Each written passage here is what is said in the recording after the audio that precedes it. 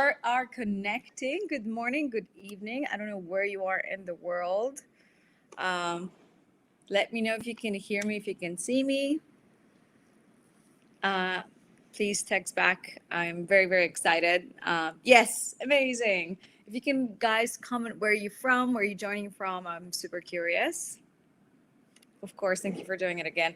Yes, we had over 5,000 people join our first webinar and it crashed, which is a beautiful problem to have. But then we decided to do it again and again. Wow, 3 a.m. in Spain. Wow, super impressive. So that is real commitment to the webinar. I feel super honored. So happy that you guys are here. Um, Very excited, very honored.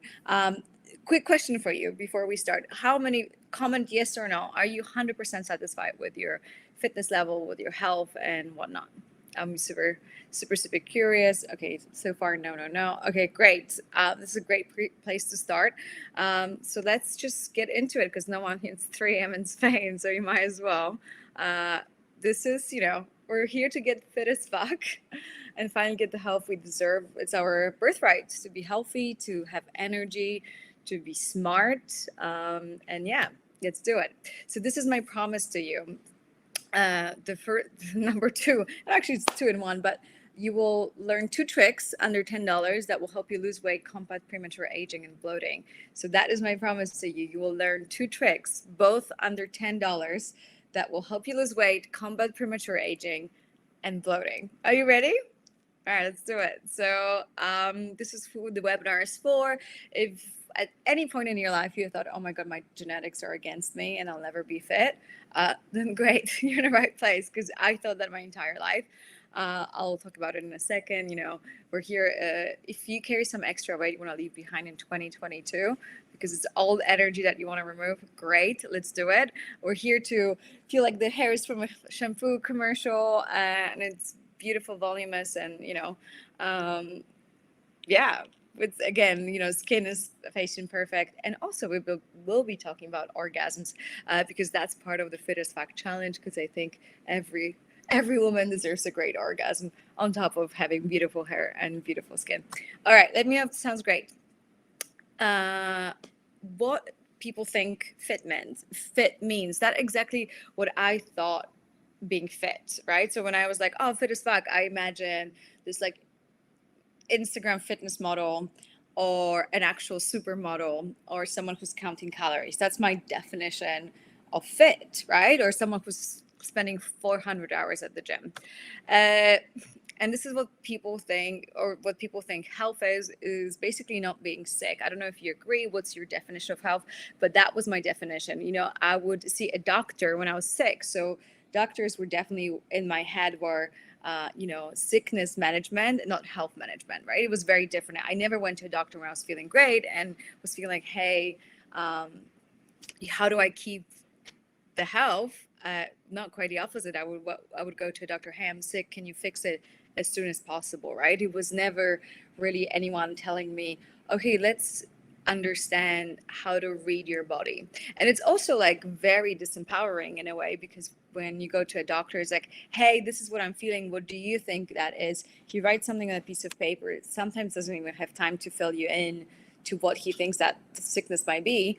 And then you basically move on. So it was really interesting for me get into the biohacking, because it made me realize, I'm like, well, I believe in my body's innate intelligence. If I'm having a symptom, teach me how to read the symptoms, right? And that was like really eye-opening, because I stopped outsourcing. And by the way, I love doctors. I'll still continue going to the doctor for the rest of my life, but I have never been guided by a doctor to listen to my body's innate intelligence and be like, okay, is this how I'm feeling? Okay, let me watch, because I know best. No one knows better, right? And I think if you ever had a pet, or if you ever had a baby, and what's the number one issue when they get sick? I'm like, they can't tell me what's wrong, right? Because we know that guessing for someone else what's going on in their body is absolutely impossible and extremely stressful, right? So when you had a baby or a pet and they're sick, you're like, oh my God, I wish I could help you, but you have to tell me what's going on.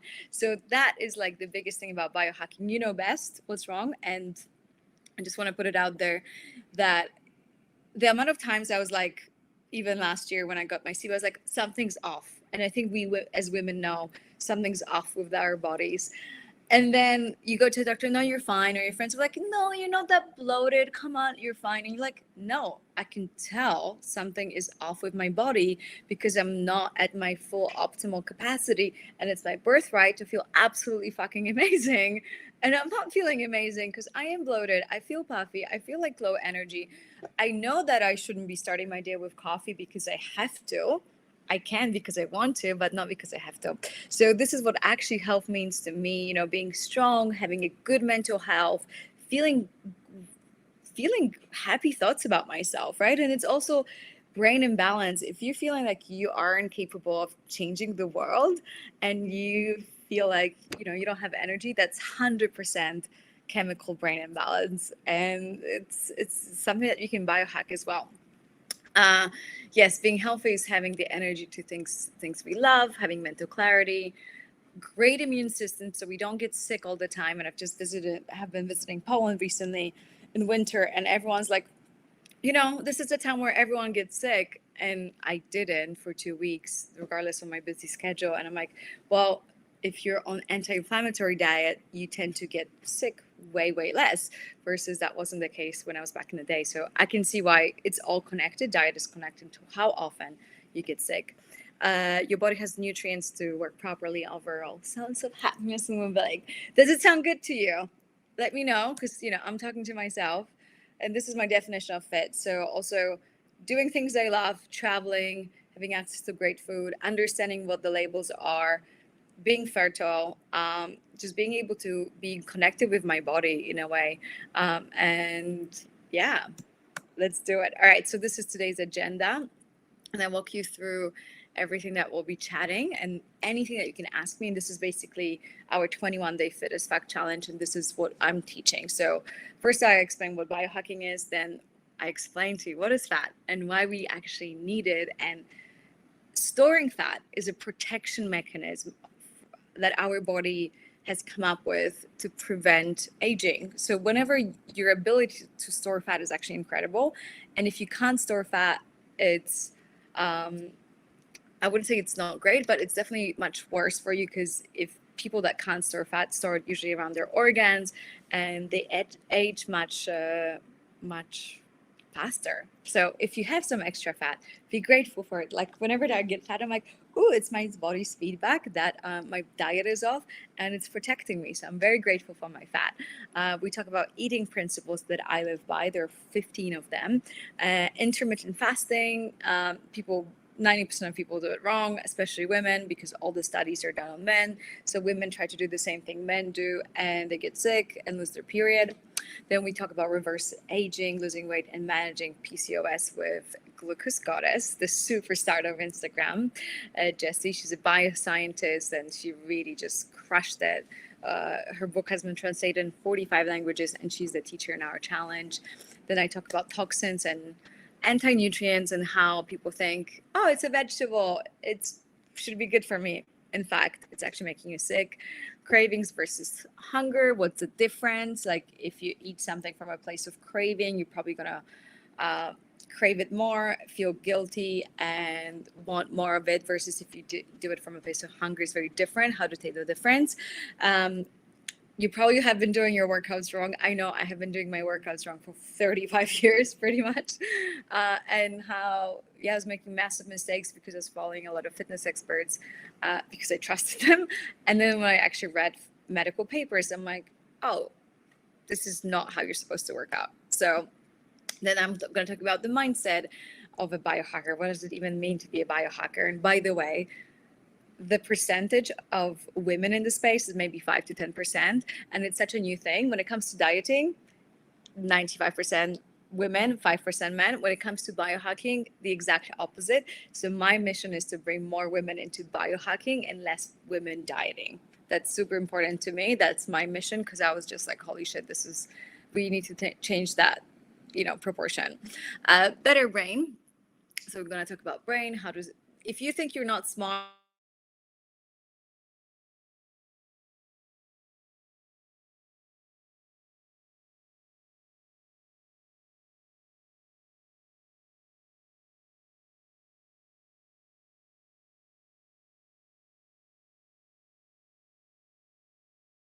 to build your empire and live your oh.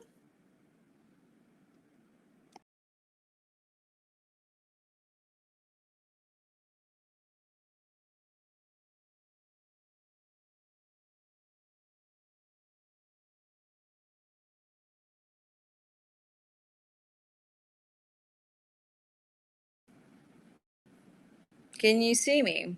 Can you see me? Can you hear me? Okay, perfect. Because we crushed for a second.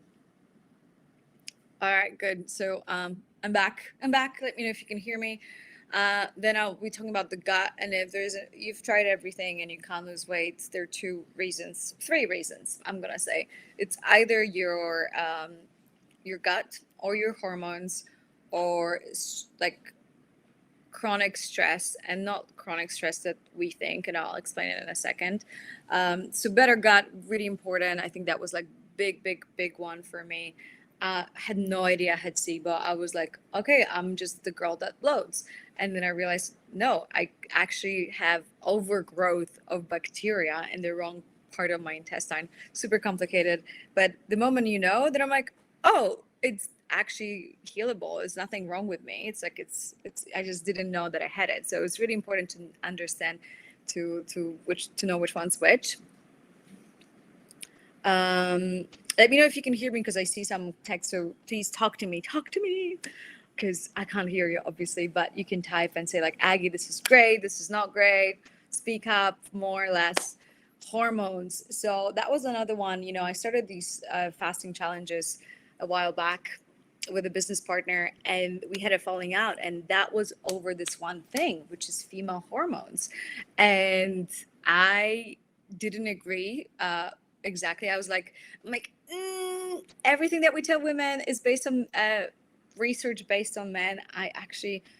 I'm super curious to see if there's something out there that's research for women that are, you know, ovulating, that are still having their period. And there was, and I was like, no, we've been, yeah. It has become my mission now to actually share that we have to be eating fast and working out according to our cycle. If you're a woman that still has a period, this is probably going to be the most important day for you of the challenge. Again, we're talking about bloating and all the things that, you know, we'll talk about it in the webinar, so don't worry. I definitely cover bloating because I know a lot of us connect to that. I talk about stress. For women, it's not only chronic, you know, lack of feeling safety, lack of feeling like, you know, we are provided for financially. And then there is no upper limit. I can guarantee you, I made a lot of money myself. This feeling of safety is something that you need to work on. It's not based on how much money, like find a rich husband that has $1 million and you feel safe, because you can lose money overnight, which I have. Jacob has as well in crypto. We've made money, we lost money. So the sense of safety is not a number in your bank account. The sense of safety is actually how you feel safe in your body. And that's what we'll be working on in the challenge as well, because the chances are, if you're in chronic stress of feeling like, fuck, I can't afford this, how I'm going to afford this, right? It's the mindset. And something I work with women on daily basis in Higher Self Academies, because we realize that, you know, no matter how much money you make, you can quickly lose it. And you can't, there are people that live in a scarcity mindset the entire life, regardless of their bank account statement. And if you don't practice that safety, it's going to be no bueno. All right.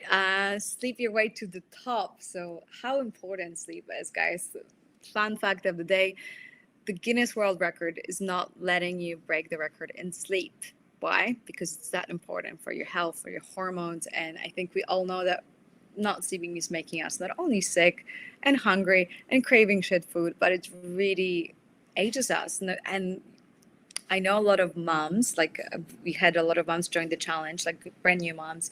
They have a 5-month-old, a 7-month-old, and they're like, Aggie, I don't think I can do this challenge. The day 15, I can't sleep. I have only 5 hours. And I'm like, perfect. Because sleep isn't about staying in bed for 10 hours. And that's what I thought it was like. And I can show you my Oura ring that measures my sleep. I can be in bed for 12 hours. But if I'm not sleeping well, it doesn't matter. I'm not really, they call it a sedation. So it's a prolonged sedation. It's not sleep. And for you to have sleep, you need to enter good REM sleep and good deep sleep. And there are ways for you to nail it. And I think Dave Asprey has some incredible results. He can sleep for 4 to 5 hours and get enough sleep. I get in 9 hours. So if you're a mom, yes, you might not have enough time to go to sleep, but you this is your day. Like you literally have to biohack that day, because it's like, because you have such a shorter amount of time, the quality of your sleep should be better. Does this make sense for everybody? Amazing. All right, so then we're going to be talking about breath and how important it is, and how our body stores trauma in the all throughout the body. I don't know if you had death in the family, or something traumatic happen, or even just that feeling of like losing a job or a breakup. And then a lot of these things manifest all of a sudden a year or two later, like losing hair, exactly this. So, beautiful book. And just the title will tell you everything. Your body keeps the score. So you have that all stored in your body, and you don't have to be a spiritual woo-woo person like I am to believe that, because you probably can tell like how like it's all connected. And reducing stress through breath work. I've done session, Helen and Lucky's work with Jake Paul before every boxing match.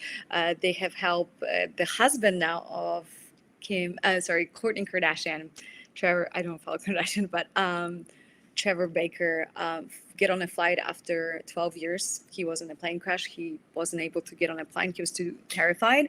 His body was just in PTSD. And through breath, they helped him get on a plane, and now he's flying and living his life.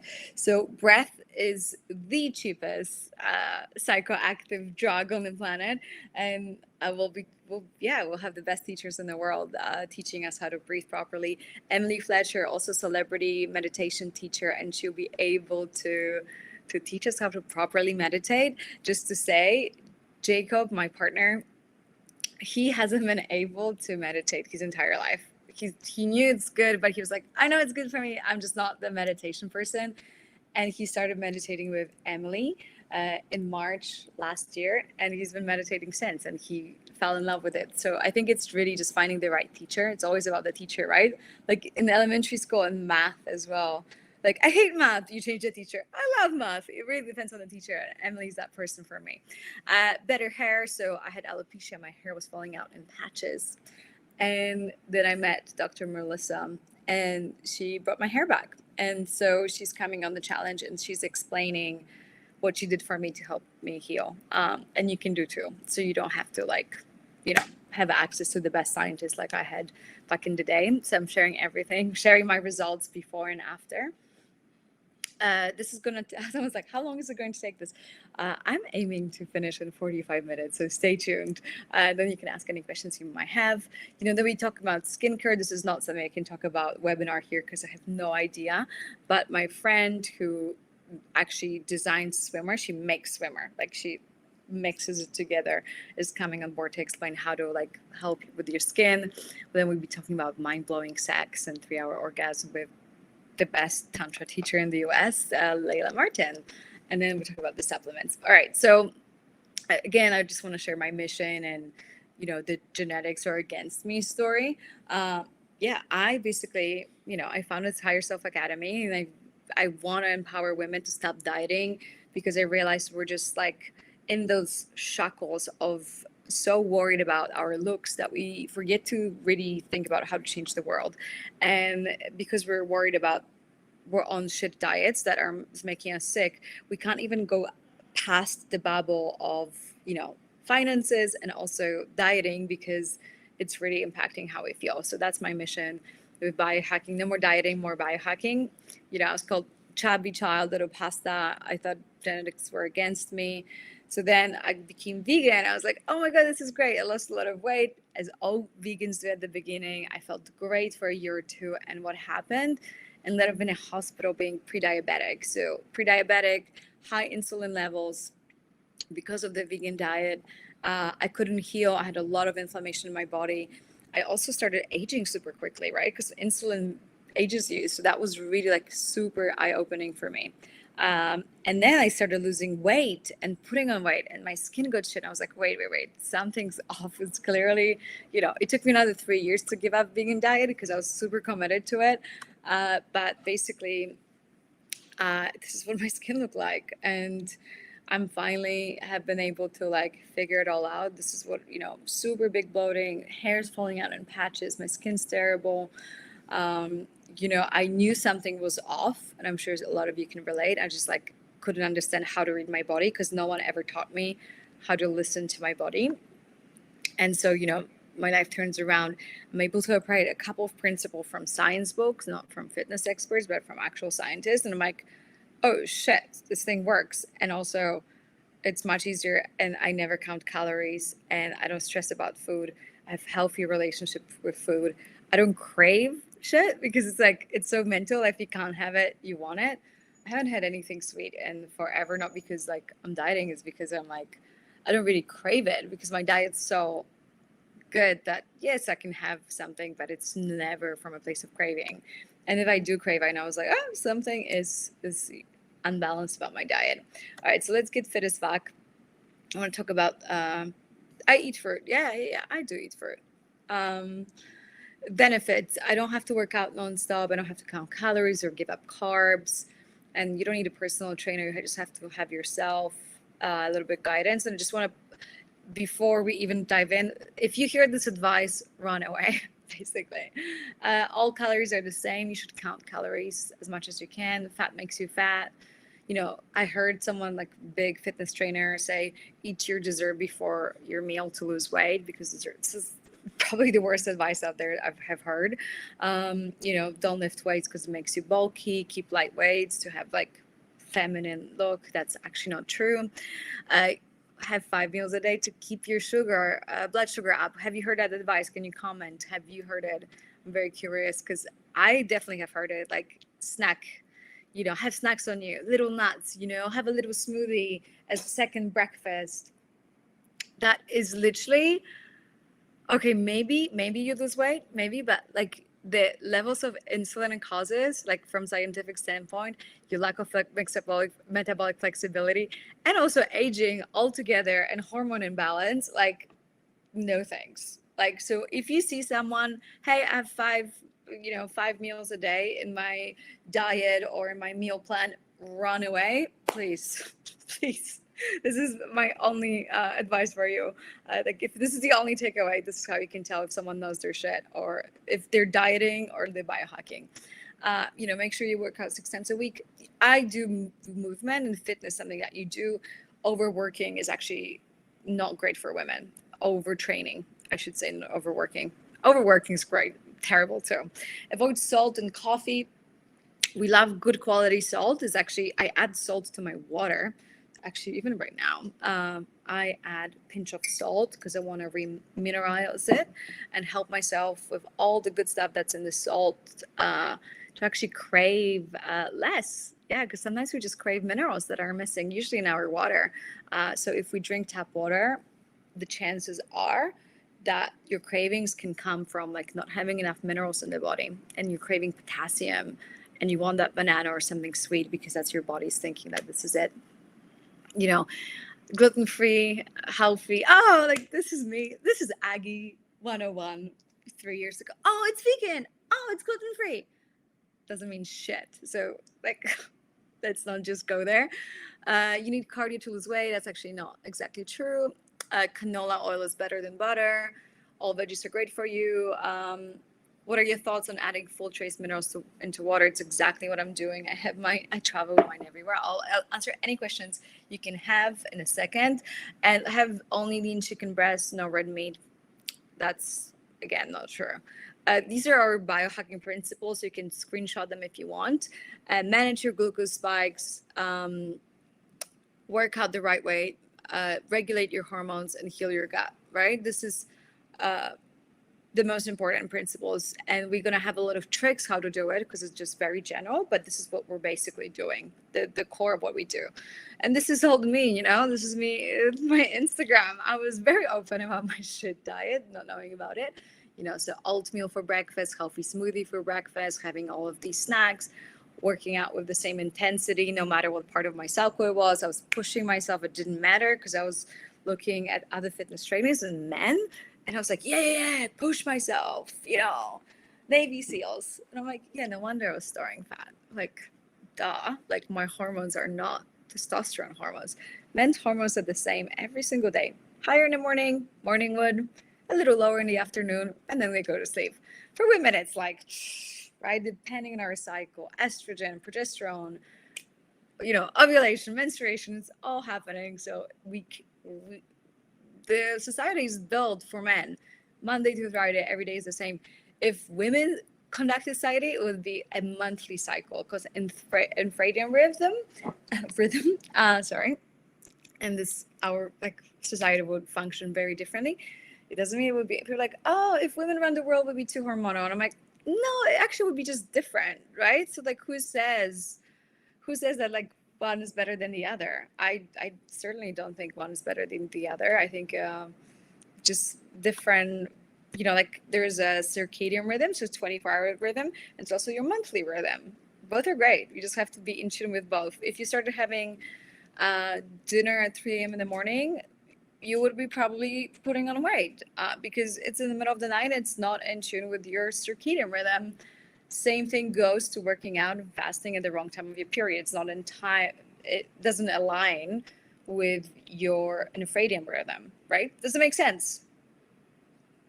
What if I feel great no matter what part of the cycle it is? Oh my God, Ola, I'm so glad you asked this question. I feel great too.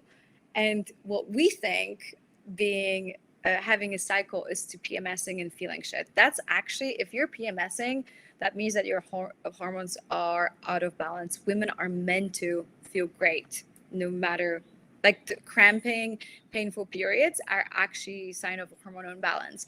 And I feel great too. It's not like I want to eat a cake right before my menstruation, not at all, because my hormones are good and I take care of them, and it's good for you as well.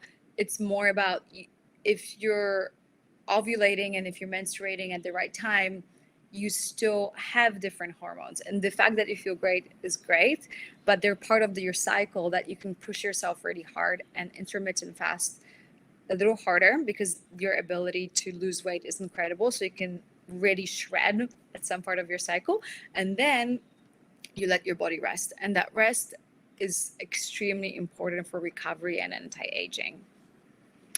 Do you think biohacking will help you regulate periods? I think so.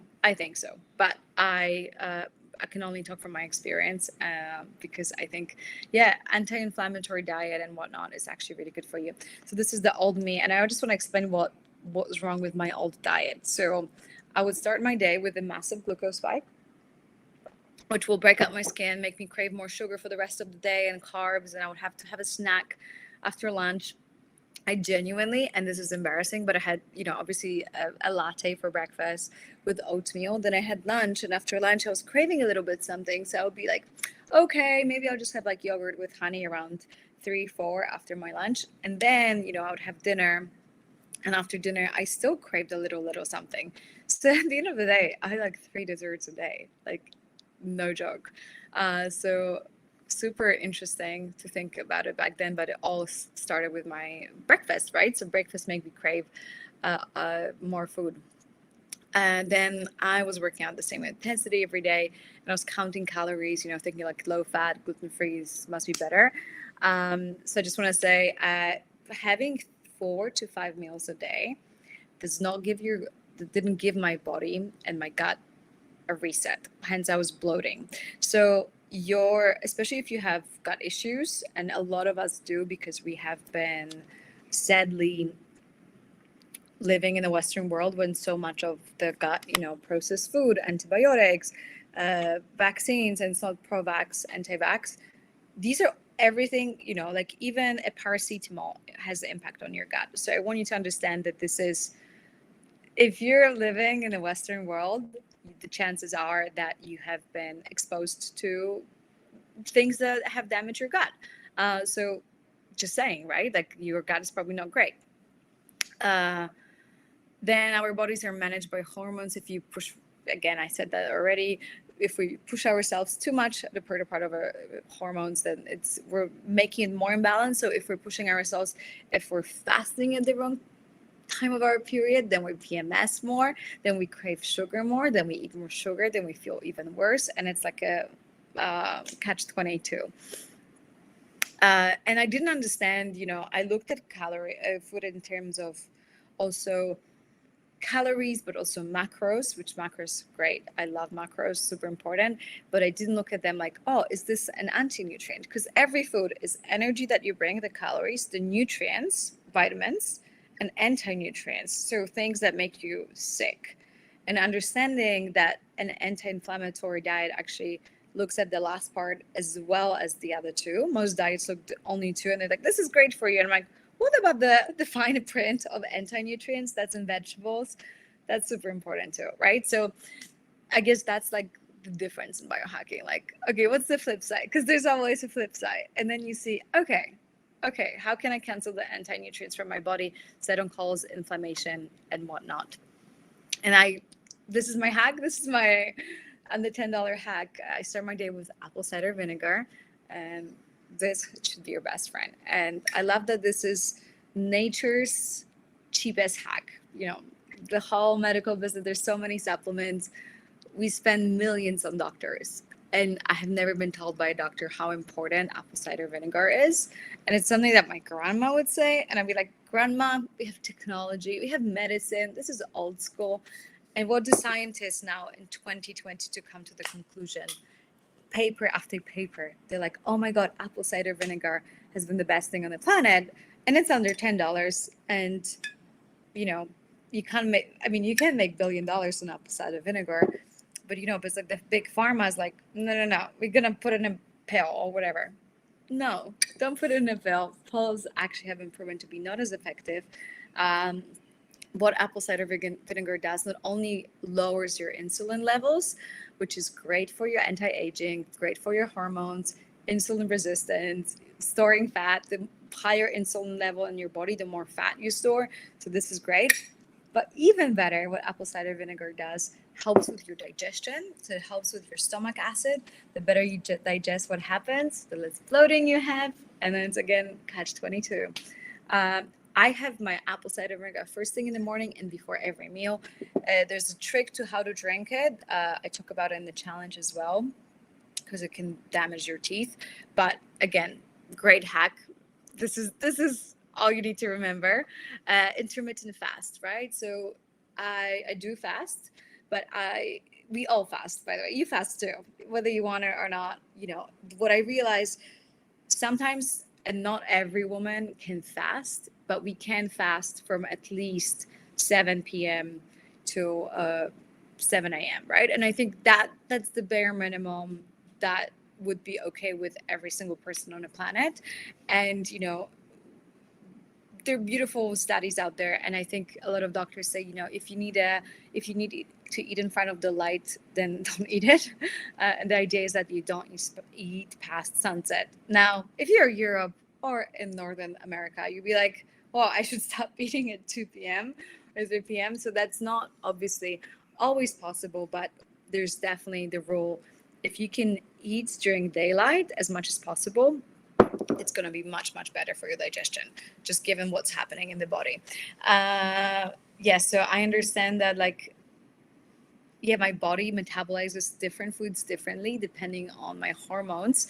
So I will digest certain foods better when my estrogen is high, and different foods differently when my progesterone is high. So understanding how to eat according to my period was super important.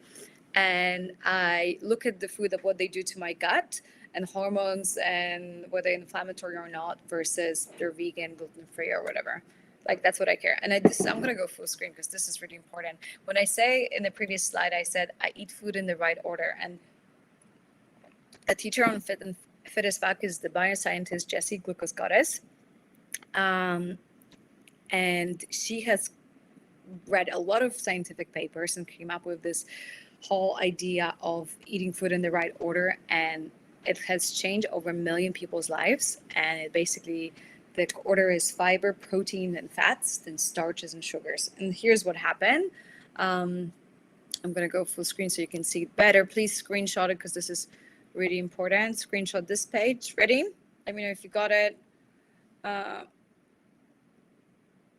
then this is why we do it. This is the right order of foods. Screenshot this one. This is why you came here for. This is worth all your money. So veggies go first. So any vegetable, any fiber, it creates like a beautiful mesh that then it's like a net. You know when you jump and like there are kids like their playground and there's like a little net that you can jump on. So it like slows down. It creates like a beautiful veil. So when you have veggies first, your insulin doesn't spike as much. Then we're gonna have our protein and fats, right? So we're gonna have our fish, our steak, you know, if you, our eggs, whatever it might be that you like, chicken. And then we have starches. So starches would be all our breads, pastas, rice, and then dessert and all our sugars and fruit. So each meal. So in each meal. So today I had breakfast, and my breakfast was, and again, breakfast is the most important thing you can manage because it breaks your fast when your insulin's you're more sensitive to insulin. Out of all the days you haven't been eating for at least 12 hours, your body's like raising insulin because it's waking up, super sensitive. If you have a glass of Coca-Cola, if you have it at 5 p.m., it's going to spike like this. Oh, I'm actually going to show you this. We're going to talk about it in a second, a lot of different graphs. But if you have it in the morning, it's going to spike twice as high. Maybe not twice as high, but you're way more sensitive, right? When you wake up in the morning and your body's just like, oh, I'm just waking up, right? Like, and you don't want to have a difficult conversation because you just woke up. That's how your digestive system feels about having sugar. Like, not right now. I'm so gentle. Don't give me sugar. I'm just gonna freak out, right? So it's really important not to have starches. And what do we tell people? Start your day with oatmeal, which is starches, or have a smoothie bowl, which is sugar, which is fructose, is even worse. It gets stored in our liver. When our liver is sluggish, or we have, like just tired, right? Because we have too much fructose. What happens? We can't metabolize estrogen. Too much estrogen. Sorry, guys. Too much estrogen. What happens? We store fat around our belly, fat around our, acne goes worse. This is hormonal acne all around here, right? And then we have mood swings. That's estrogen for us. Woohoo! We love estrogen. We love estrogen, but not when it's too much of it. And when our liver is sluggish because we eat too much fructose, corn syrup, whatever, then yes, we're gonna have massive estrogen issues. So the biggest thing is I talk about in detail in the challenge of how to do it best. We only have 20 minutes left, and I really want to get to the end of these slides. Veggies first. So have avocado, have green salad, green starter, right? Like always start with a little salad with whatever green that you can have that has fiber, and then have fats and then starches. And so Glucose Goddess, our teacher at Ferrisback, she's, I'm giving her the entire credit for this, and I'm here to toot her horn because she's the biochemist that have created and put together all that knowledge. Didn't create the knowledge, but saw the link and put it together for people. And rightly so, she has become the superstar in the Instagram world and in the world, and I'm the biggest fan of Jessie. So look what happens. Jessie created all of these graphs, and she's showing, look, if I have pasta, my glucose levels goes up, but if I have broccoli first, I don't, because I started with fiber. And a lot of people get here, and a lot of people well, you're healthy if your glucose levels are if you're not pre-diabetic, don't worry about your glucose levels. And is it normal for your glucose to go up as much after pasta? 100%. She's not sick. I'm not sick. So when I was posting, my levels and, was showing how okay, cool. My glucose went up, and people yeah, that's what it's meant to do. And I'm like, yes, but the issue is, and I think the biggest argument that a lot of people say, if you're a healthy human being, you can have glucose spikes and not worry about it, you'll be fine. But what I believe in and what Jesse believes in, you can be a healthy human being, but if you have enough glucose spikes, then it means you have higher insulin levels. Higher insulin levels prevents you from losing weight. It makes you age much faster. It inches me much closer to type 2 diabetes. My hunger hormones get dysregulated. So every time I get a glucose spike, I get all of these. My inflammation goes up. PCOS, it's called diabetes of the ovaries for a reason, right? So it does matter, right? Like even if you're a healthy human being and you have enough of those glucose spikes, there is, I can't think of a reason why it would be healthy for you. The less glucose spike, that's why the keto diet's so like on it, because people are like, well, we don't want insulin at all. Now, keto is not ideal for women. A lot of women that have done keto can see it's a little extreme. And again, it depends on your day of your cycle. This is what I believe in. And so, yeah. Is it making sense right now? Do you guys find like there's a lot of value? Am I going too fast? Is it too scientific? Is it too complicated? Is it too basic? Let me know. Okay, it's making sense. Great, cool. Not too fast, good. Because I'm like, oh, I know it's an hour is a lot. Okay, so glycation, our organs. You see this little thing that I haven't explained yet. Our organs and skin age because of glycation. What the hell is glycation? Well, I'm sure every one of us has ever had a toast in their life. Am I right? Anyone has ever had a toast? Yes. We have 2 toasts over here. I brought my props. Here's what it's exactly. So when you are born, and you're born beautiful white on the inside, and your body goes through what is called glycation. It's a totally normal process. Again, just like it, insulin levels are going up are super important and very normal. And so glycation is like a process of toasting. So we're toasting on the inside, and you can't untoast a toast. So we are every day we're just toasting more and more. So when you look at a person who's in their 80s and the inside of them is actually quite toasted. So again, not a process we can stop, but we can slow down. And now every time we have an insulin go up, we are toasting even more. So we actually basically make ourselves age more. We're toasting on the inside, right? And so these are the foods that start your glucose. And what's the worst part about, I'm going to switch again so you can see this little. The proteins in skin, most prone to glycation, are the same one that make our skin and complexion youthful. So in spring, so collagen and elastin. So when those proteins go up to sugars and they become discolored and weak and supple, and it comes up as wrinkles, sagginess, and loss of radiance. So you might be listening to your fitness expert telling you have an oatmeal for breakfast with granola, and then have my mango smoothie. I actually went to a few websites just to see what they recommend to, and I was shooting myself in the head. I'm like, okay, yeah, maybe you're gonna lose weight, but in 2 years' time, you're gonna look 5 years older because it's one insulin spike after the other, and you're causing even more glycation. And glycations make your skin like attacks your collagen and elastin. So a lot of times you have all of those collagen powders. I'm like, I don't see anything. I'm like, oh yeah, because you're eating sugar. So you're putting collagen here, but it's attacked by glycation of your diet, right? So that's it. All right. So before I go to how to lose belly fat, because we're 45 minutes in and this is really intense, is everything making sense? Do you know why? Basically, one important thing I should mention, that it's not only glycation comes from diet, also too little sleep, not brushing and flossing. Have you ever heard that you actually, if you're not flossing your teeth, it actually can cause for your sugar levels to go down? Okay, never heard that before, never, right?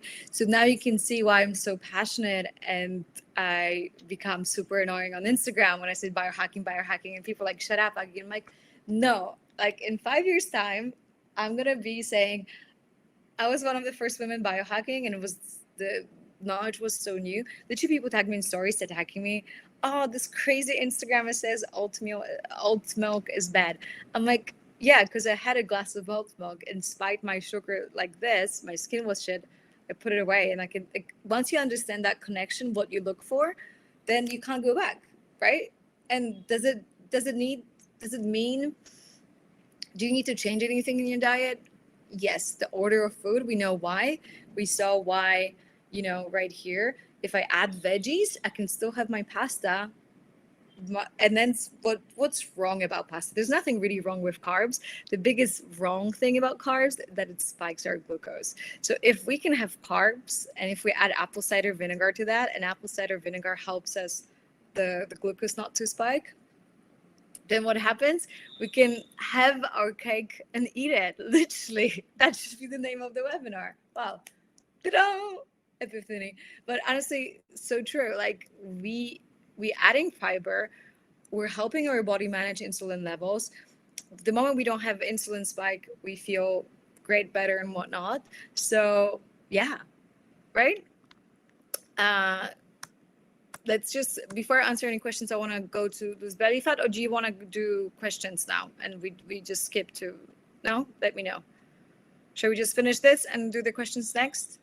Okay, belly fat first. Okay, cool. So this is obviously way more complicated than anyone who's ever lost fat, and I'm sure it's not your first day in your body. So you do realize it's not that fucking easy than 10 minutes of some girl telling you how to lose your belly fat. But I just want to give you some principles of what you should pay attention to. So the basics: 3 meals a day, and this advice comes from insulin spikes. The less meals you have, the better. Because every time you eat, good or bad, your insulin goes up a little bit. The more insulin spikes over time, levels of insulin will eventually go higher and higher. That's why type 2 diabetes is number one disease. Like that's growing like crazy, more like mushrooms after rain. Whatever the comparison was. But yeah, it's because we are snacking. Like, when you look back, snacking is actually an invention from 1980. That's like only 30 years, and happens to be right at the same time when diabetes and obesity level goes up. Wait, correlation, coincidence? I don't, like, it's not a coincidence. Why? Because we were being told to snack, don't overeat, don't stretch your stomach, whatever the supermodel should tell you. No, no, no, no, no. 3 meals a day is actually great. Eat so you can eat enough. If you can't last more than 3 to 4 hours a day after a meal, that means you don't have metabolic flexibility. That means that your diet is off. You're probably not eating enough fat. You have a lot of toxins in your body. Probably eat anti-nutrients, and be grateful for this feedback. If you can't last more than 4 hours after what you just had, then it's beautiful invitation for you to look within and understand to change your diet. That was the number one reason why I switched from vegan diet, because I kept hearing it, and I was like, no, I'll do everything from biohacking, but I'll stay vegan. And I was like, I do not have metabolic flexibility no matter what. And that made me, switch to eating meat, because I was like, wow, I can last 5 hours and not crave food. So that was really important. Forget snacking, because if you have enough meal, it's you don't need to snack. And what used to be my snack / dessert, because I loved having my yogurt as a little afternoon snack, now it's my dessert. I have it after lunch right away, and it's all good because I know my order, right?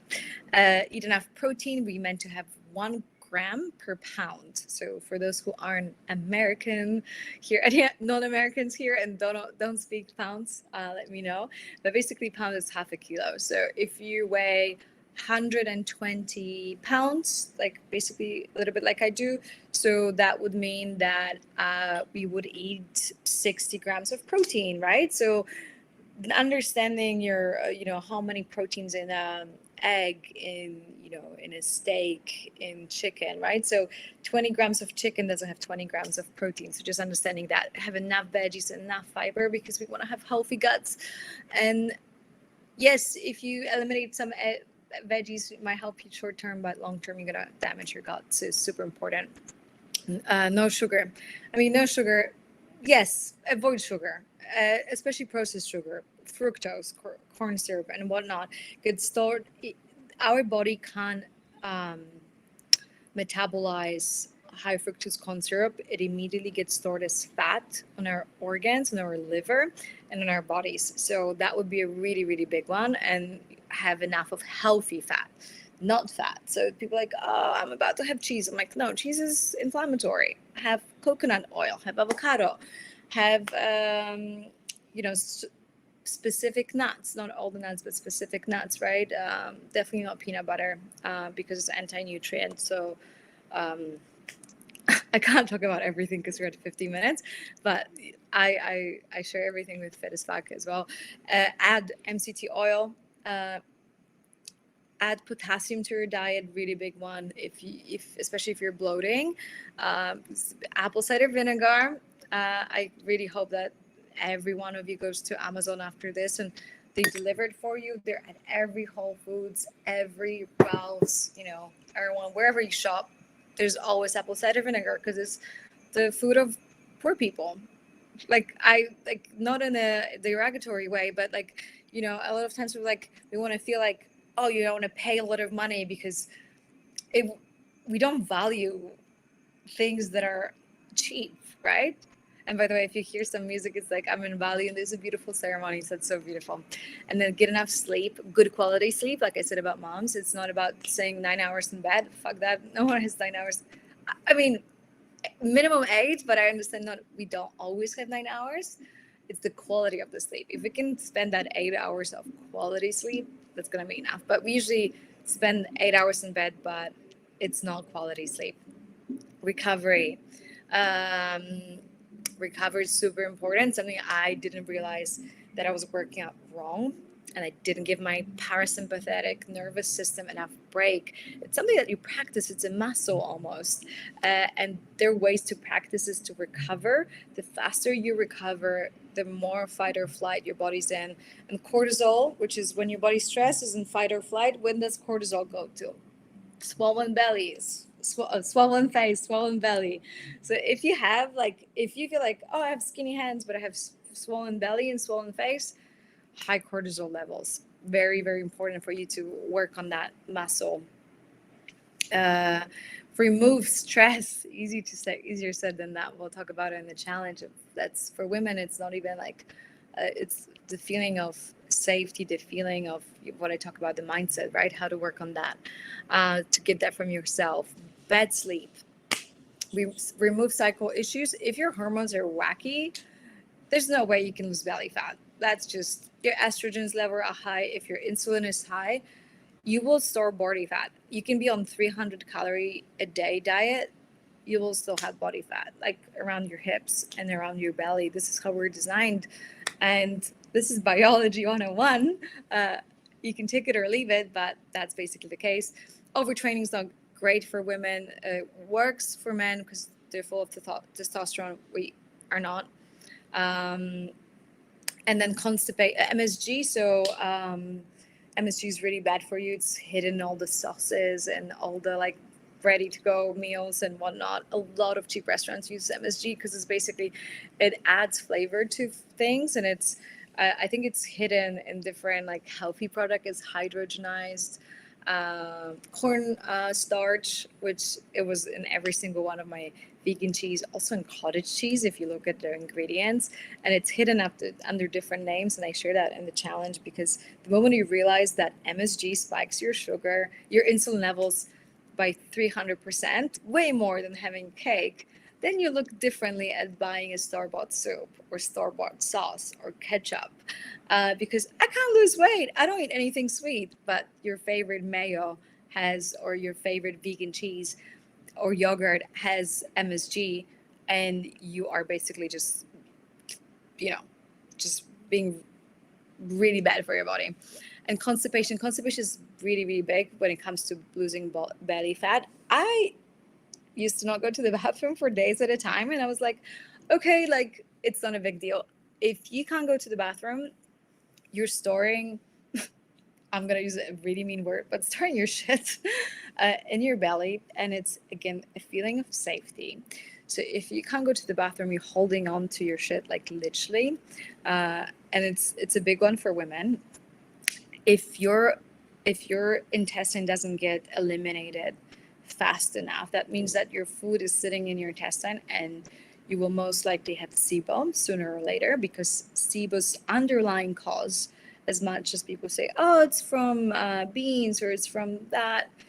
Yes, and you can heal SIBO. I healed SIBO by going in a 21-day fast. It's the most extreme thing you do. You do not want to get to a point of having to cure SIBO by not eating for 21 days to heal your gut, because it's too extreme. But I do want to say, though, that, yeah, constipation is a big reason why SIBO keeps coming back. So a lot of people heal SIBO with antibiotic. Sorry, guys, I'm losing my voice. And only to find out the SIBO comes back. Because why? They don't go to the bathroom because the food's sitting there. So there are ways to, don't take, any pills to make you go to the bathroom, but there are ways for you to go to the bathroom on regular basis. And if you do, that really helps your SIBO. Now, choice for you is, you can keep trying to do another diet, or you're going to keep thinking that there's something wrong with you, when in reality, you probably have been doing, listening to the wrong advice. And there's absolutely nothing wrong with your body. Your body's just reacting to, all the toxin that you're putting inside of it. So if this is another takeaway that you can take away from this challenge, like, nothing wrong with your body at all.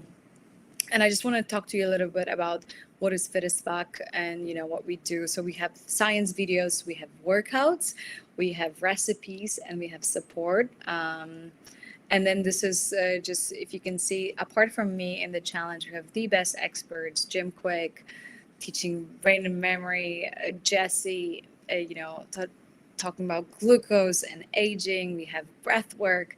Emily teaching meditation, Layla Martin teaching tantric sex. We have skincare routine, sleep, and teaching her wellness, right? So Melissa works for Nutrafol, and she's going to be teaching everything that has helped me and my hair. So I do these science videos. I explain everything I can to you in the most digestible way possible. Amy is the fitness trainer. It's at Body Factory Bali, the famous gym in the world, definitely the most expensive. And she has created all of these workouts for you to do. We have recipes. So for breakfast, lunch, and dinner, you have this beautiful recipe book to get you going. Recipe for bulletproof coffee as well. And apart from that, you get PDFs. It's 200 pages for every day. You have everything explained in writing. It's this beautiful PDFs for every day. So it goes beyond. It's not only what we discuss in the videos, but it's also go beyond and explains more. It's way over $1,000 value, and we usually gonna charge $500 for the course. It's $333 till today, basically, because we were closing as of tomorrow morning. And we're starting launching the course Ferrisback for the next hour. It is going to be $299 if you use the code webinar, just because it's my thank you for spending an hour with me here. Again, if you want to join and dive in deeper, because I just scratched the surface of what we're teaching at Ferrisback, by all means, we have 16 hours of that. We only did one. But if it's not the right fit, that's okay too. I want you to just leave this space feeling like, hey, nothing wrong with me. There's so much I have perhaps been doing wrong. Listening to people that are already fit, they're athletes, they're maybe not like they're bad people. They just didn't take, I just did my nutritionist coaching because I was like, oh, I need to have it to help people understand, to know what I'm talking about. And I was like, no, this is advice from the 80s.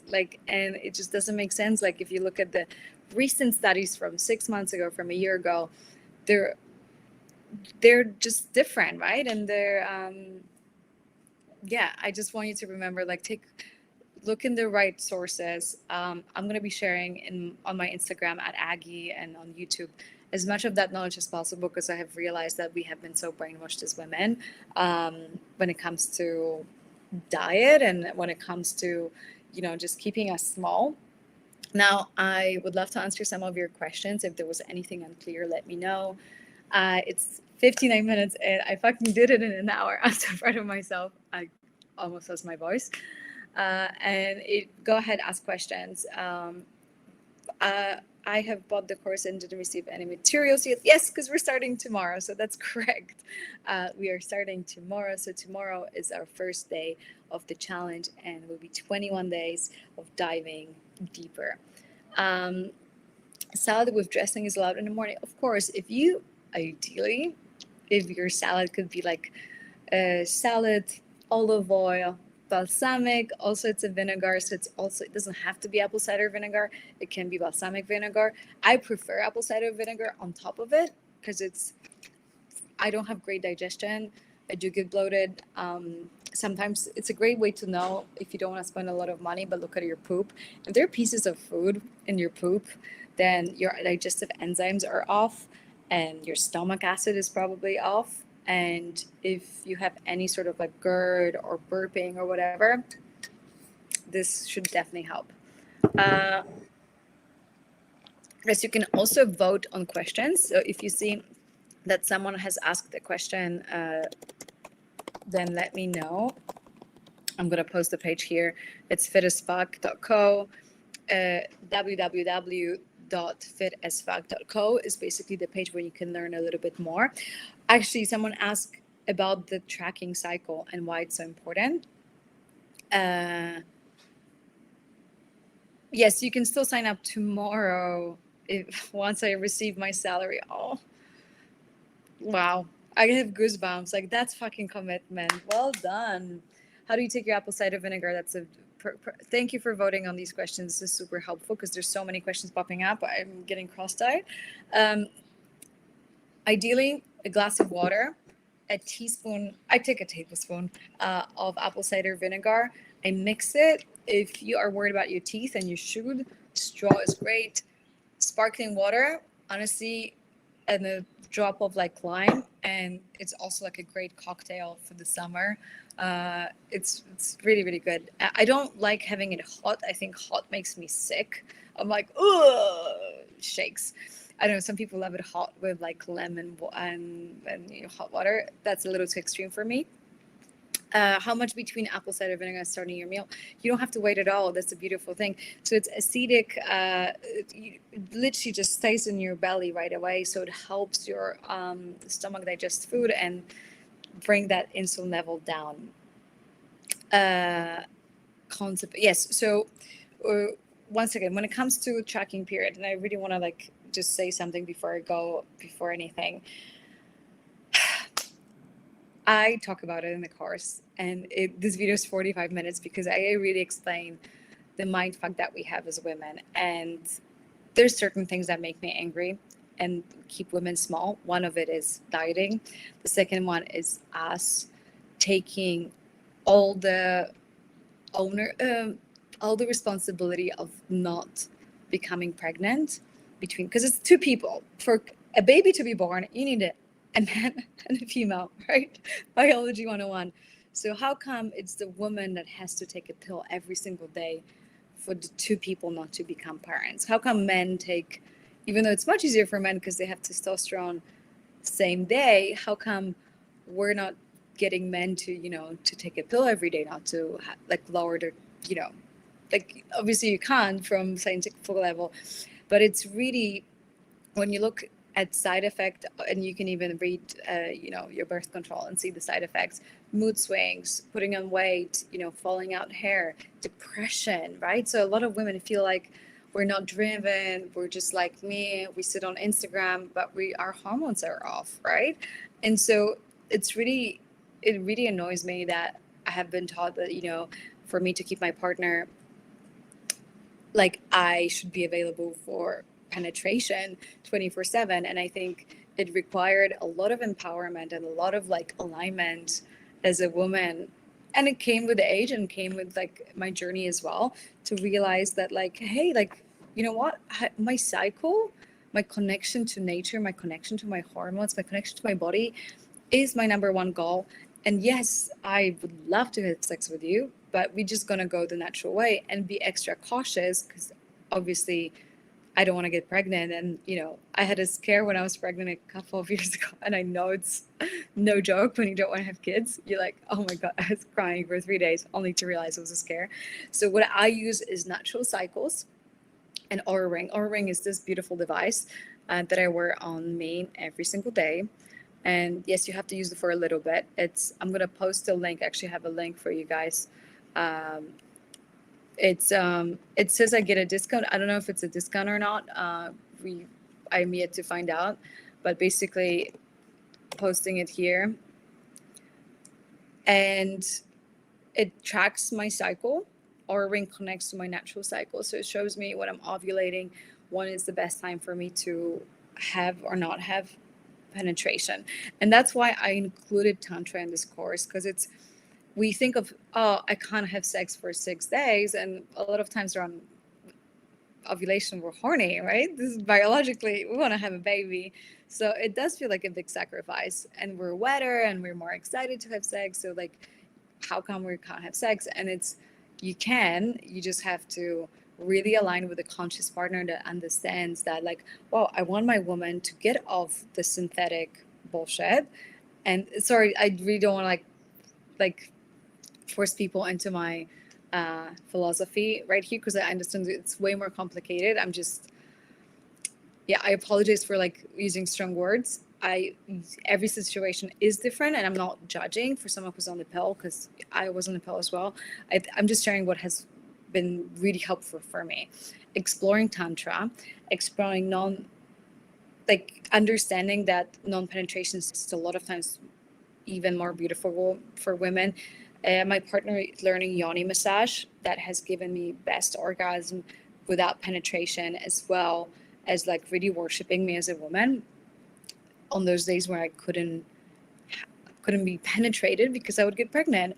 And I think once you explore the beauty of tantra, I realized that the penetration is just like one of a million things you can do in bed. So if you don't do it, and for guys it's like the holy grail, but you're a woman, so sometimes you do this, sometimes you do this, and you just understand your power in a very different way once you explore these things, and having that conversation with the partner. And a lot of women are terrified, oh my God, but because this is, my partner had all of the exes, and they were always there, and I don't want to be the different one. But in reality, when you realize that, you just like, your man loves you, he wants you to be, oh, I'm gonna get teary, but it's so true. He loves you. He wants you to be fulfilled and happy. Your man wants you to be multi-orgasmic. Your man wants you to be satisfied in bed, and he doesn't want you, if he loves you, he doesn't want you to be taking anything synthetic. So having that honest conversation with like, hey, you know what? Like, I just want to try. Like, and it's gonna take 6 months until you regulate your period, until you're actually okay to have, that window where when you can have sex is going to be very small at the beginning, just to be safe. But then it's not going to be, and I've been off the pill for years, and I haven't had an accident, as you can tell, even though I know my fertility levels are very high. So just something that I'm sharing. Oh, thank you for sharing, Aggie. I feel like I'm talking to a friend. I appreciate the openness. And thank you for holding space. And thank you for letting me open about this. Because I think it was like the missing piece that a lot of people like, pills should, like, from all these guys. I'm like, yeah, but the way you talk about it, it makes me want to get on the pill, because you're like the weird energy guy, right? And I know that contraception has liberated women on so many levels, because we don't have unwanted pregnancies, and it's a superpower, 100%. But what I'm saying is, like, women should not bear 100% responsibility for not getting pregnant, because it's two parents that are not getting pregnant. So there's so many ways that men can get creative, and time to educate men and become more conscious. All right, I'm done with my conscious sex feel. Sorry, guys. Thank you for being awesome. Okay, back to biohacking. I mean, this is biohacking as well. Uh, I'm not ready to get off the pill. Can I still balance my hormones through that? Of course, of course, of course, of course. And this is not like to say, like that sometimes pill is the best thing you can do for a year or 2 or 3. The goal is not to be on a pill your entire life, right? So at the moment, if you're not in a relationship, do you need to be on a pill? If you are in a long-term relationship, do you need to be on a pill, right? There are some times when you're like, when I was single, when I had my moment, like I had to be on the pill because there's no way. I was flying too much, my period was too irregular. There's no way unwanted pregnancy is not exactly what I was after. And so a temporary solution was okay. But yes, I'm just sharing that. What about papaya on an empty stomach? I heard it's really good for your gut health. Papaya has a lot of digestive enzyme. You can supplement papaya enzymes for your digestion. Having sugar, which is fructose, on an empty stomach will cause insulin. So it's like there's what I'm trying to say about everything, I guess, in biohacking is I understand why people say that, but I also see the flip side of that, and I'm deciding what's important. I think the digestive enzymes that are in papaya extract and in the seeds, you can find another way than to start your meal with a fructose spike. Any tips on constipation? Yes. So 2 things, and CGM. So basically, it's a glucose monitor. So 2 things. Constipation. Not to obviously, I am not a certified doctor, but what has worked for me is a combination of different herbs, including magnesium. I think I'm just going to leave magnesium with you out there. You can have enough magnesium, go to the bathroom. Magnesium is great for relaxing muscle. It's great for sleep. It's great for constipation. It's great for bloating. If there's like 3 things you should supplement as a woman, magnesium would be my number 1 recommendation. What about veggie cleanses? Fruit cleanse. So when it comes to juices, and that was the question, even though I didn't read it as I said, the juices are great because of a lot of nutrients, but what they don't have is fiber. And fiber is basically that mesh. When you juice, you get all the juice and you leave all the fiber in the juicer. And if I had to pick the 2, the fiber is what really helps your stomach get all the nutrients. So they always say it's in the skin, it's in the core. These are, you wouldn't be eating 6 apples, but you're drinking 6 apples. So I'm not a fan of juices. I think it is much better for me to have the fiber. And the issue with, if there's like another takeaway, if you really, really want to have a fruit, have a whole fruit, because sugar attached to fiber does not spike insulin levels. It's not as bad for you as vegetable or fruit derive of the fiber. Do you drink alcohol? I don't, but I don't drink alcohol not because it's bad for the brain and the gut and it disinfects. I don't drink it from spiritual reasons. After a lot of like ayahuasca ceremonies and whatnot, I no longer can vibrationally align with that, but I don't judge alcohol at the same time. I just biohacking. Yes, you can have wine. You can have it's not healthy but it's not going to kill you. Like I was drinking alcohol in biohacking and still had great results. So even though it might be not great for you, obviously sweet cocktails, sugar and whatnot, but that's not the reason I'm not drinking. What is your fasting window? My fasting window depends on the time of my period. So it sometimes is 12 hours, sometimes it's 16 hours. It depends. Do you discuss chemicals and hormone blockers? Yes. So in the previous webinar, I talk a lot about what disrupts our estrogen, and it gives us estrogen imbalance. And the biggest ones, if I was to say Tupperware containers, so plastic Tupperware containers, massive estrogen disruptors, and store receipts. So if you are going to a store, it's like, would you like your receipt? No, I do not want my receipt. Do not touch receipts. Our skin absorbs 60% of what we put on it. And what do we do with a receipt? We see it in the restaurant and we're like, okay, look, I actually have a receipt. right here. So I was just like, what do we do? This actually is an old school receipt because we're in Bali and it's actually real paper. What do? We just play with it, right? So we're like, oh, this is fun. Yeah, I'll just fold it in my wallet. What do? We like literally just rub it into our skin, and the receipts are full of BPA, and that really fucks with your estrogen levels. As I'm using a very scientific term, medical term, it fucks with your estrogen levels.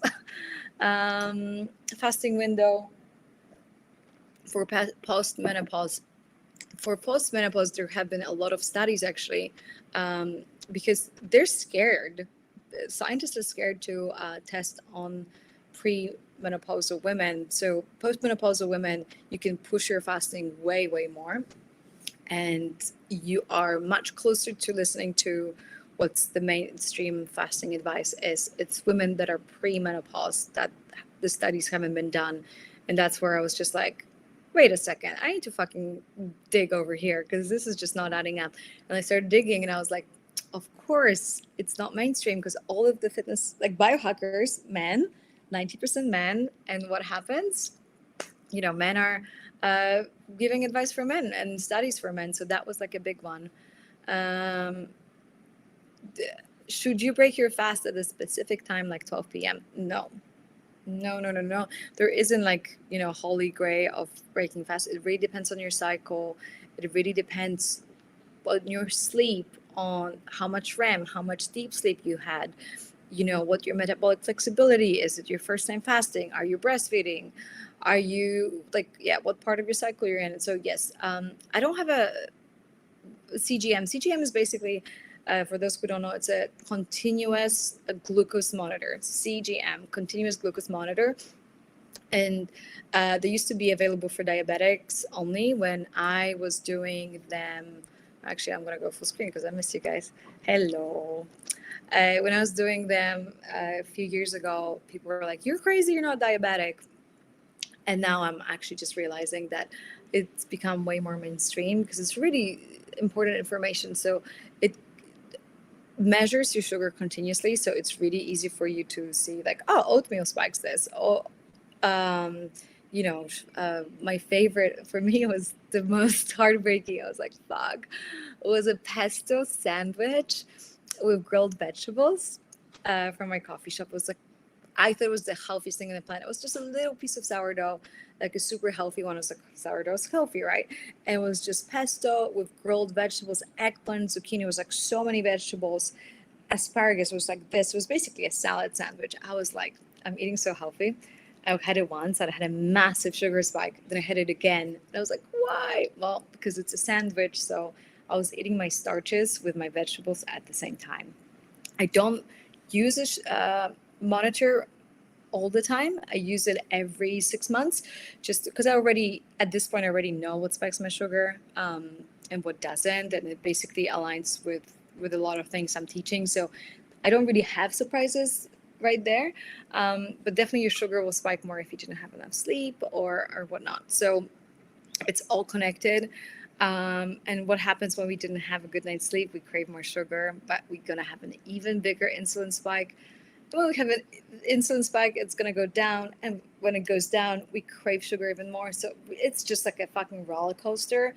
Once you jump on that roller coaster of insulin spikes and downs, it's really hard to leave that cart. It's really, really, really hard. So it's important to not even jump on this roller coaster. How much time between veggies, protein, and then starches during one meal? You actually don't have to wait a lot. So in her book, and in our class, Glucose Goddess explains exactly that you don't have to wait. At the beginning, I was like, fuck, so I need to wait, like eat the starches, wait 5 minutes, how awkward that is. So you don't need to. So you can just have a little bit. I have, that.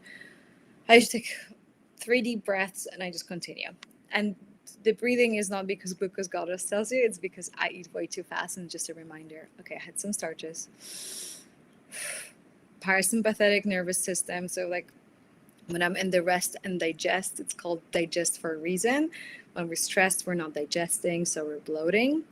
And so when I bring myself with breath back to parasympathetic, rest and digest, my digestion goes better and I eat slower. So I have a little bit of fiber, this is just Aggie advice. This is not scientific advice. Thank the universe. I have a little prayer before I eat as well. And it's not from spiritual levels too, because as a vegan, I realized, well, now I'm eating animals. So I'm going to every time thank the universe for someone's life, for feeding me, because I don't take it for granted at all. So I sit down and it's like, thank you for your life. Thank you for your sacrifice. I really appreciate it. But it's also for my rest and digest system to like get into like, to kick in so I can digest the food, so I don't get bloated, so I don't get, pain in my stomach and knots. And how many times when I eat stress, my stomach hurts. I'm like, ow, what's going on? I'm bloated now. And I ate everything healthy. I'm like, well, because I just ate too quickly and I was super stressed. I am already on the Queen Circle and Vision Board course. Sarah, oh my God. Vision Board course is my baby. And if you ever consider taking your self-growth and new level, Sarah, I don't know if you're happy being on the Vision Board course. I hope you are. But it's basically how I teach women. I'm happy. I want to take this too. I would love for you to take this. And if you're part of Queen Circle, you get an even better discount, just so you know, because everyone who joins my Queen Circle, they have access to all of my courses at a much discounted price. So check your email, check the community. But it's basically where it's my baby, where I empower women to have more strength and just step into their power more so than ever before, because we've been living so small. It's time to like really just remember that we're women. That's so much power in that word, and it's time to really step into our power. So any other questions, please let me know. How many days a week should a woman fast to have results? No, you can't think of it like that way. Like what you as a woman, forget a week. And I something I actually realized with Queen Circle. So originally our Queen Circle calls were every Monday, and I'm like, this whole week thing doesn't resonate with me. The whole like the vision of 24 hours, yes, but 7 days, no. So I think of everything as months. So now we meet twice a month with Queen Circle for full moon and new moon, because women, what do you call period? What's another word for period? Your moon. I'm on my moon. So women function in the monthly cycle, in freedom rhythm. So don't ever think of how many times a week, think of how many times a month. So as a woman, everything you do, and don't ask yourself, did I have a good week? You don't function in week cycle. Society does, mainstream society, and great, and men do great, whatever. Sundays are great, really important, but sometimes you're going to have 3 days a week or 4 days a week when you need rest. And that's why this whole society is built for men. And that's why a lot of women are like, oh, I don't function so well around my period. I'm like, yeah, but then you're superhuman past your period or around ovulation. So it's not about looking at yourself. If you look at yourself in terms of a week, you're like, I had a shit week. And what does it make you do? Feel even worse about yourself. But what you don't realize is that at the end of the day, it's you're meant to, it's your infradian rhythm. And when you look at your life in terms of a month, there's so much that you are capable of achieving. And once you honor that, and once you honor your nature has a cycle of a month as well, and moon has a cycle, and once you connect to that and you realize that this is also how you function as nature, because it's mother nature, she's female, it will blow your mind, honestly. So if again, my another takeaway for you, you are nature, you're connected to nature, you're mother nature. You function in months and seasons, you don't function in weeks. When do you recommend eating fruit throughout the day? I have my fruit after lunch and after dinner. My dinners are usually carby. So I'm not a big opponent of carbs. I go low carbs throughout the day, and then I go carby at dinner, because actually it helps me sleep. Oh my God, it's 4 a.m. in Poland right now. I just woke up for the webinar. That is commitment. I would say you missed the part when I said that sleep is the most important. So go back to bed. I'll share the replay with you because sleep, it will disrupt your hormones and your hunger levels and whatnot. So go back to sleep, please. Um, when is the best time of the day to work out? Well, that really depends on your chronotype. And that's going to be a super annoying answer. So it depends on your DNA. It depends, are you, like what are your, have you ever tested your chronotype? Because if you're a morning person, you're going to have a very different way of working up and working out than if you're not. So that's really important. Thoughts on cow's milk and coffee? Yes, but non-pasteurized. So the process of pasteurization has taken something that's so beautiful that nature has given us and basically got rid of all the enzymes that are amazing in cow's milk and made it inflammatory. That's why a lot of people can't drink milk anymore, because we pasteurize the milk to keep it safe. Well, keep it safe. Well, basically, cows are amazing. They're healthy. They're good for you. The moment they started going industrial, and I was like, we want to put cows in cages, derive them of sun access, and just make them like just this, milking machines. Cows were getting sick, so they kept getting cows hormones. The moment you keep getting hormones, the cows were, like antibiotics and whatnot, and people would get sick from the cows. So what did they do? We're going to pasteurize the milk. We're going to boil it. We'll go through the process of pasteurization, and then we're safe. Well, they didn't realize they also derived, they got rid of all the nutrients in the milk, and they made the milk super inflammatory by breaking down, all the enzymes. So cow's milk, no. If you have access to raw milk that is, it hasn't been pasteurized, it's the best thing you can have next to coconut milk. Your thoughts on having a cheat day? Cheat day is super important. Cheat day helps your metabolic flexibility. So what did our grandmas do back in the day? They would fast and feast. A lot of women do just the fasting part, and we get into what's called like the perfectionist trap. So, it's working, so I'm not gonna eat anything too much anymore. And we need to stretch our metabolic flexibility. So every now and again, I eat so much I can't eat anymore. I don't eat inflammatory food. Your body's going to be okay if you're going to have pizza, pasta, and whatever. But I eat to the point I can no longer breathe every now and then to help my metabolic flexibility. If I constantly undereat, I slow down my basal metabolic rate. And when your basal metabolic rate slows down, it's just not great. The realmilk.com. It's lactose-free milk bed too. Lactose-free is basically normal milk with an extra enzyme to help you digest lactose. It's such a twisted way of drinking milk, because I guarantee, like, if you have raw milk, you probably will have the exact same no reaction, most likely. Thoughts of using protein powders?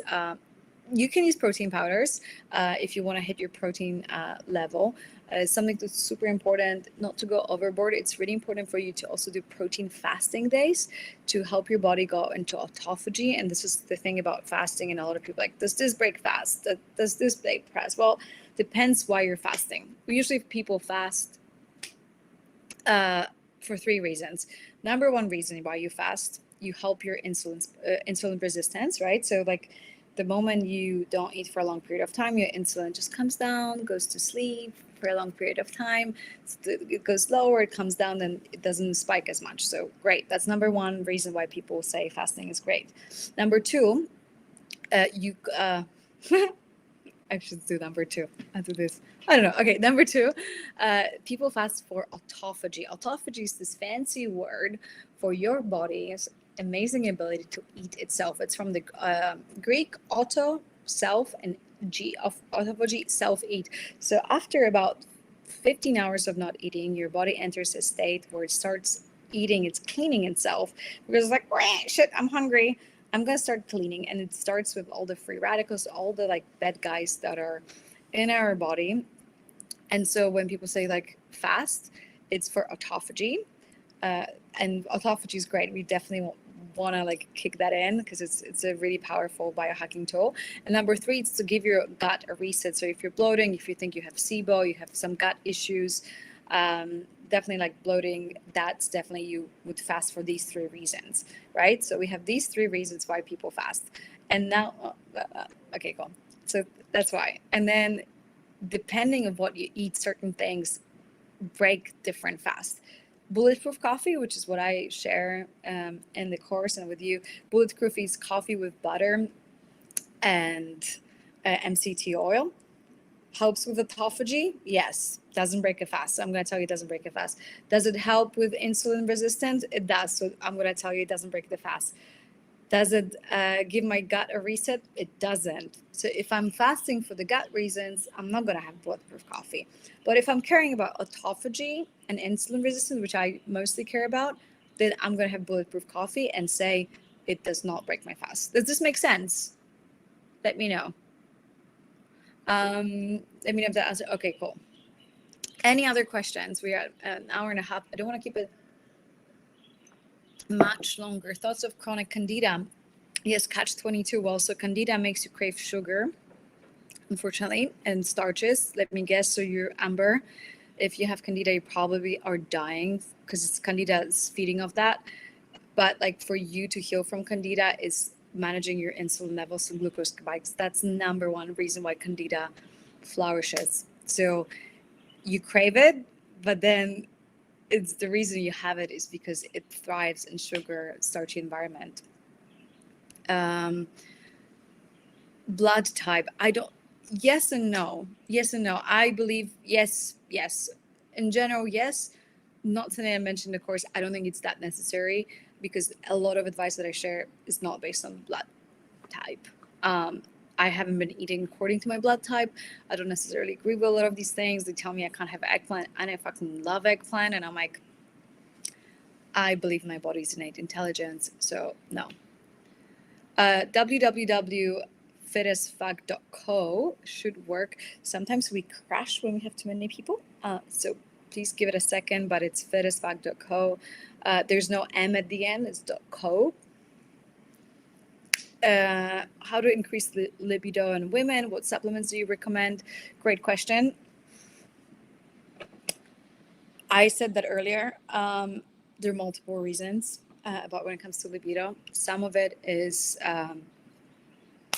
you can have certain herbs. So part of it is hormonal imbalance, for sure. And, when you feel dry, when you feel like your libido is not great, it could be hormones.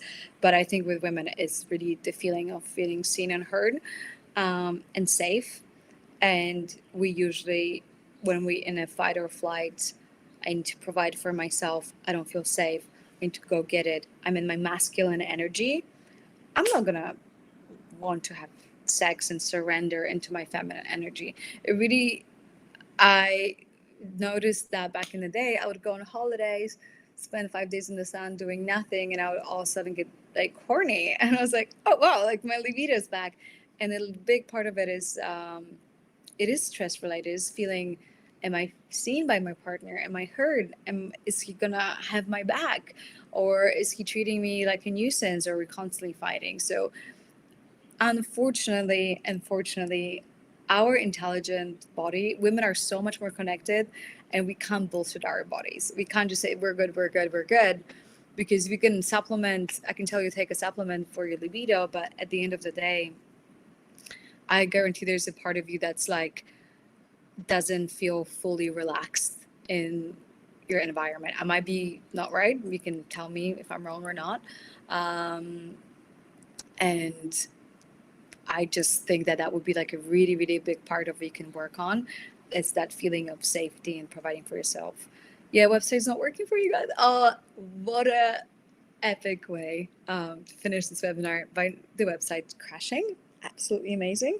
I really hope that you can maybe check in a couple of minutes www.ferrisback.co, because actually maybe I can just put the link here. I have a direct link to join. Maybe that will work as well in the comments, because if the website's crashing, I can just send you the link. That would be super helpful because the code expires in 2 hours. So let me just see.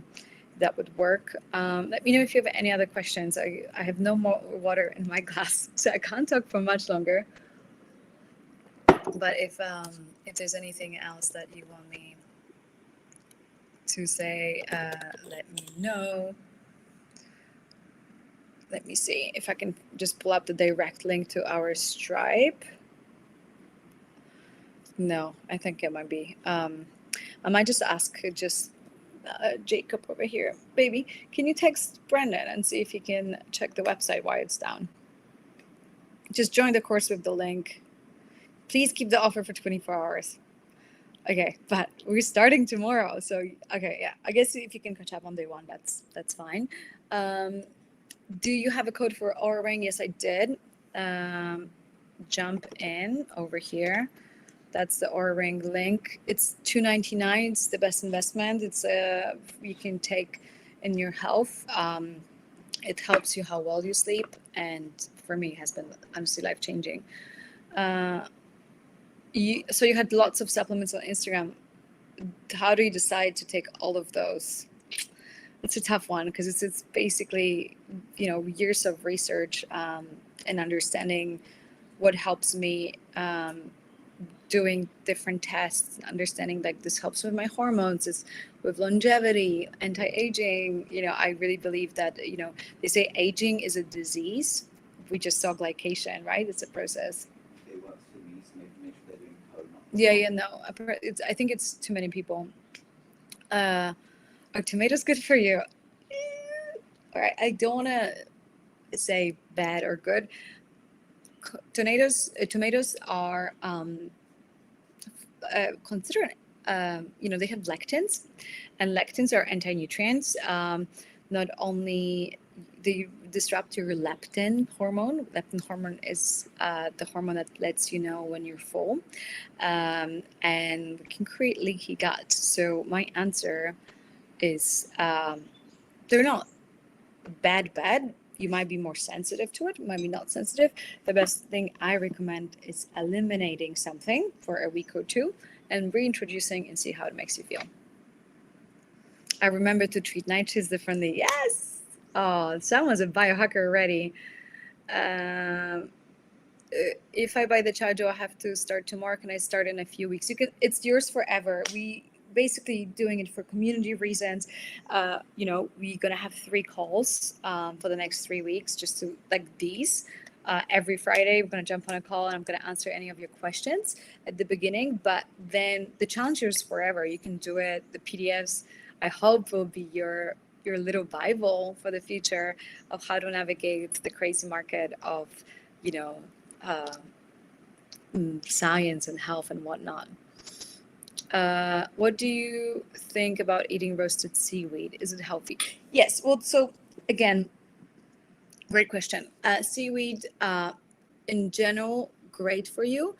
If you have SIBO, not so great. So, do you have SIBO? Do you have other gut issues, right? Like if you're a healthy person, nothing's wrong with you 100%. It's great for your biodiversity of your microbiome. Really, really good. I have it. When I had SIBO, it was making me more sick. So, is low FODMAP diet familiar for you? Girl, I spent 6 months on low FODMAP when I had SIBO. Trust me. So for those who don't know, it's a low FODMAP is this diet created by Monash University. And they believe when you have SIBO, the biggest issue is that the food ferments too early. So the bacteria that's usually in your lower intestine travels to your smaller intestine. So you get super bloated because the bacteria is in the wrong part of your intestine. And so when your food hits it, it bloats, right? So when you go on a low FODMAP diet, is you start eating vegetables that don't ferment very quickly, so they don't bloat you, right? Because they can go through smaller intestine and not get affected by this bacteria. So you eat vegetables that are very low in sugar and starches, and there are not many of them, and it's quite an intense diet. It's not something that you can be on forever, but definitely helps with SIBO. I talk about it. Thank you for the info. Okay, of course, like if you can't afford, it's not, I think with what I shared right now, like it will still, I hope, help you change how you see the diet out there, and and realize that how different it is to what I'm teaching. Um, Following on matcha, I have matcha instead of black coffee recently. I haven't had coffee due to my ayahuasca journeys, and it's just too much for me at the moment. So I either have decaf coffee. Coffee's great for polyphenols, but I resonate with the too much coffee, so I now have matcha, bulletproof matcha, for the same recipe. Uh, you never eat sandwiches normally. Do you eat vegetables, meat, or cheese or bread separately? So, another trick: you want to have a sandwich? Fucking have a sandwich, by all means. Have apple cider vinegar before. Have a little green something before, and then the sandwich.